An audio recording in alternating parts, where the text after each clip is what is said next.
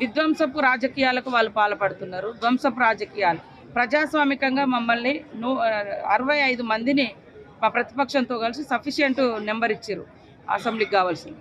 అంటే ఎంతసేపు కూలుస్తాం అంటే అధికారం లేకుంటే వాళ్ళు ఒక్కరోజు కూడా బతకలేకపోతున్నారు అనడానికి ఇది ఒక నిదర్శనం. వాళ్ళు గత 9 సంవత్సరాలుగా గడిలలో ఉండి పరిపాలించారు. ఇప్పుడు కూడా అధికారం లేదు కాబట్టి కనీసము అసెంబ్లీకి వచ్చి వారు ఎమ్మెల్యేగా కూడా ప్రమాణం చేయలేకపోతున్నారు. అంటే ప్రజాస్వామ్యాన్ని ఎడి తీసుకుపోతున్నారు. రాష్ట్ర ప్రజలు ఆలోచించాలి. అంటే అక్రమంగా దొడ్డదారులు ఏదో ముఖ్యమంత్రులు అవుతామని ప్రజలు ఇచ్చిన మ్యాండేట్ మాకు.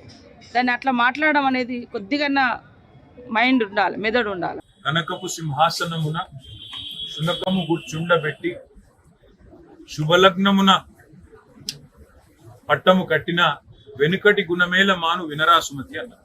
అంటే మంచి ముహూర్తం చూసి ఒక శునకాన్ని తీసుకొచ్చి మరి ఒక మంచి పదవిలో పెట్టిన నీచ మానవుడు తమ వెనుకటి గుణాలు మానరు అని సుమతి శతకంలో ఏనాడు చెప్పారు. కాబట్టి వారి గురించి నేను మాట్లాడినా నోరు ఖరాబ్ చేసుకోను.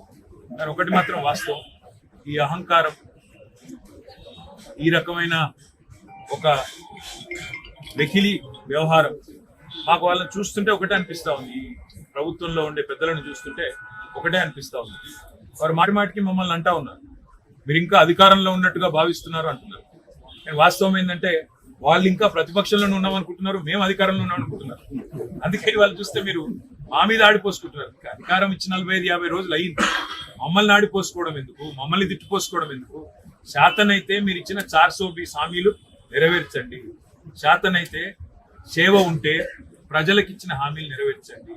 కానీ మేము ప్రజల తరపున మాత్రం వారిచ్చిన 420 హామీలు, అందులో 100 రోజుల్లో అమలు చేస్తానన్న 6 గ్యారంటీ, వీటన్నిటి విషయంలో మాత్రం మా దృష్టి, ప్రజల దృష్టి మరల్చకుండా చూసుకుంటాం.